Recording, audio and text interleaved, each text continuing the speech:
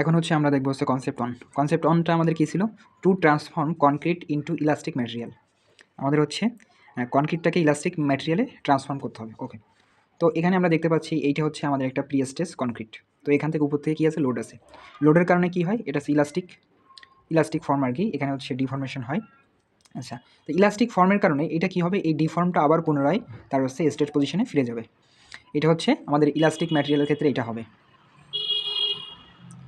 ওকে, আরেকটা বিষয় হচ্ছে আমাদের যখন হচ্ছে টেন্ডনে যখন টেনশনটা করা হয়, দেওয়া হয় আর কি, দুই সাইড দিয়ে টান দেওয়া হয়, টেনশন দেওয়া হয় মেশিন দিয়ে, টেনশনের জন্য মেশিন আছে।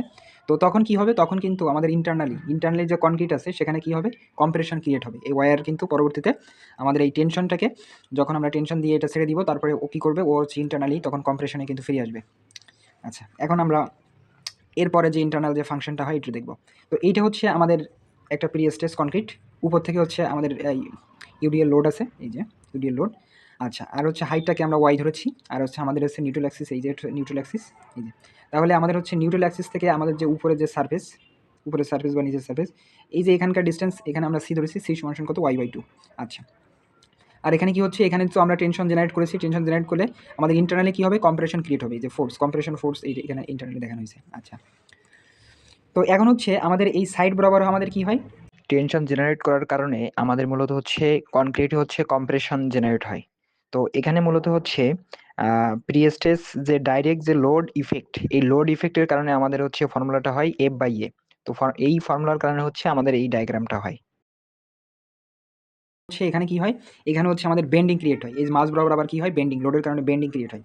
তো বেন্ডিংয়ের ডায়াগ্রামটা আমরা কীভাবে দিব? আমরা এই যে আমাদের এটা হচ্ছে আমাদের এই অ্যাক্সিসটা, এই যে এই অ্যাক্সিস, এর আন্ডারে হচ্ছে আমাদের এখানে একটা ট্রায়াঙ্গেল হবে। আস্তে আস্তে এটা হচ্ছে 0 তে কনভার্ট হবে, আবার এটা ইনক্রিজ হবে, এই আর কি। তো আমরা এইটাকে এই বরাবর এই লাইনটাকে আমরা এক্স অ্যাক্সিস ধরেছি, এর ক্ষেত্রেও সেমভাবে এটাকে এক্স অ্যাক্সিস ধরেছি। তো এর হচ্ছে বাম সাইডে যেটা থাকে সেটা হচ্ছে আমরা পজিটিভ ধরবো, আর হচ্ছে ডান সাইডে সেটা হচ্ছে নেগেটিভ। সেমভাবে এইটার ক্ষেত্রে, এই যে বেন্ডিংয়ের ক্ষেত্রে, এটা হচ্ছে কত? পজিটিভ, এটা হচ্ছে নেগেটিভ। তো এর ক্ষেত্রে হচ্ছে আমাদের ফর্মুলাটা হচ্ছে F/, কত? এ। যেহেতু এখানে শেয়ার হয়েছে তখন হচ্ছে F/, কত? এ। এটা হচ্ছে কম্প্রেশন জোন আর কি। আচ্ছা, আর এর ক্ষেত্রে হচ্ছে যেহেতু বেন্ডিং হয়েছে সেটা হচ্ছে MC/I। এর ক্ষেত্রে ফর্মুলাটা হচ্ছে F সমান আমরা জানি, F সমান MC/I, ওই সেই ফর্মুলাটা। ওকে, এখন হচ্ছে কি করব? এখন আমরা এই দুটো যোগ করব। তো এই দুটো যোগ করলে আমরা দেখতে পাচ্ছি যে আমাদের এই যে এক্স অ্যাক্সিসের বাম সাইডের পার্ট, আর হচ্ছে এখানকার এক্স অ্যাক্সিসের বাম সাইডের পার্ট, এখানে কিন্তু এখানে বেশ আমার হচ্ছে এখানে আছে, সারফেস আছে। তো এই দুটো যখন যোগ হবে তখন এটা কিন্তু এই ট্রায়াঙ্গেলটা কী হবে? বড় হবে। আচ্ছা, এখন দেখতে পাচ্ছি যে এই হচ্ছে আমাদের একটা পজিশন। এই পজিশনকে যখন ক্রস করতেছে তখন কি হচ্ছে? এটা মাইনাস পজিশনে ইনক্রিজ হচ্ছে, ট্রায়াঙ্গুলার শেপটা বাড়তেছে, কিন্তু এর ক্ষেত্রে এই পজিটিভ পার্টই আছে।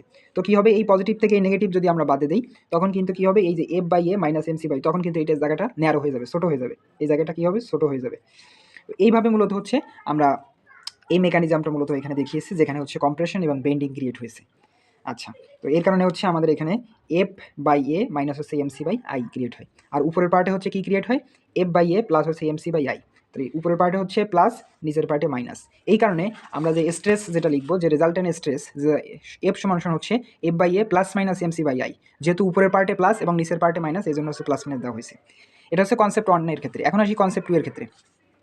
তো কনসেপ্ট 2 এর ক্ষেত্রে একটা বিষয় আরেকটু বলি, সেটা হচ্ছে কনসেপ্ট 1 এর ক্ষেত্রে আমাদের কিন্তু সেন্টার বরাবর হচ্ছে আমাদের এই টেন্ডনটা ছিল, সেন্টার বরাবর ছিল, টেন্ডনটা আমার সেন্টার বরাবর ছিল।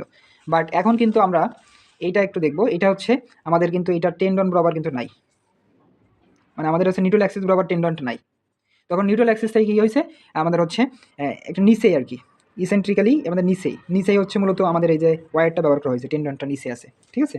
আচ্ছা, তাহলে এখানকার ডিস্টেন্স হচ্ছে কত? ই দেওয়া আছে, আর উপরে হচ্ছে আমাদের এখানে ইউডিএল দেওয়া আছে, ডব্লিউ কি পার ফিট আর কি। ওকে, তো এর ক্ষেত্রে হচ্ছে কী হবে? এর ক্ষেত্রে হচ্ছে আমাদের কম্প্রেশন জোনে এই ডায়াগ্রামটা ক্রিয়েট হবে, এই যে F/A।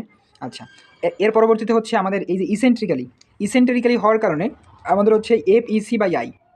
এখানে হচ্ছে এখানকার যে ইটা ক্রিয়েট হবে, বেন্ডিংটা, এখানে হচ্ছে মূলত হচ্ছে এই ডান সাইডে হচ্ছে আমাদের ট্রায়াঙ্গেলটা শেপ ক্রিয়েট হবে, তারপরে বাম সাইডে আসবে। তাহলে FEC/I হচ্ছে কত? I। সেমভাবে এখানে FEC/I। আবার এর ক্ষেত্রে হচ্ছে বেন্ডিংয়ের ক্ষেত্রে MC/I, এখানে হচ্ছে MC/I। তো এখানে কয়টা জিনিস ক্রিয়েট হয়েছে? 3টা জিনিস। তো এখন আমরা কী করবো? যোগ করবো। তো এটা হচ্ছে পজিটিভ পার্ট, এটা হচ্ছে বাম সাইডে, এটা হচ্ছে পজিটিভ পার্ট, এই যে বাম সাইডে পজিটিভ। এর ক্ষেত্রে আমরা দেখতে পাচ্ছি বাম সাইডে কিছুই নাই, আবার এর ক্ষেত্রে আবার বাম সাইডে আছে। তো এই পার্ট আর এই পার্ট আমরা যোগ করে তখন হচ্ছে, আর এটা হচ্ছে মাইনাস করা হয়েছে, এটা হচ্ছে মাইনাস, যেহেতু এটা নেগেটিভ পার্টে আছে। তাহলে এইটা মাইনাস এইটা প্লাস এইটা, তখন হচ্ছে এই জায়গাটা কী হবে, ন্যারো হয়ে যাবে, ছোটো হয়ে যাবে। আবার নিচের পার্টে যখন আসবো তখন এটা হচ্ছে পজিটিভ পার্ট, এখানকার এটাও পজিটিভ পার্ট, আবার এখানকার এটা হচ্ছে নেগেটিভ পার্ট। তো নিচের পার্টে কী হবে, তখন এই দুটো পজিটিভ যোগ হয়ে এই জায়গাটা কী হবে, বড় হবে। তো এই কারণে হচ্ছে আমাদের এখানে হচ্ছে বড় হয়েছে, কারণ এই দুটোর যোগ করা হয়েছে, আর এর ক্ষেত্রে এইটা এখানে এটা মাইনাস এটা প্লাস, তো এইটা হচ্ছে ছোটো হয়েছে। তো এখানকার ফর্মুলা তখন কী হয়েছে, F by A minus APC by I plus হচ্ছে কত, এমসি বাই আই। এর ক্ষেত্রে কী হবে, F by A plus APC by I minus হচ্ছে এমসি বাই আই। তো আমাদের হচ্ছে তাহলে আমাদের স্ট্রেস কত হবে, স্ট্রেস এফ সমান হচ্ছে, যেহেতু এটা কম্প্রেশন জন্য সবসময় এটা কম্প্রেশন থাকে, এই জন্য মাইনাস দিতে হবে। তাহলে F by A plus minus হচ্ছে A PC by I plus minus হচ্ছে এমসি বাই আই। তো এইটা হচ্ছে মূলত আমাদের যে স্ট্রেসের যে বিষয়টা। আর কম্প্রেশনকে হচ্ছে মাইনাস দিয়ে প্রকাশ করে, টেনশনকে আমরা প্লাস দিয়ে এটা দেখানো হয়, এই আর কি পার্ট।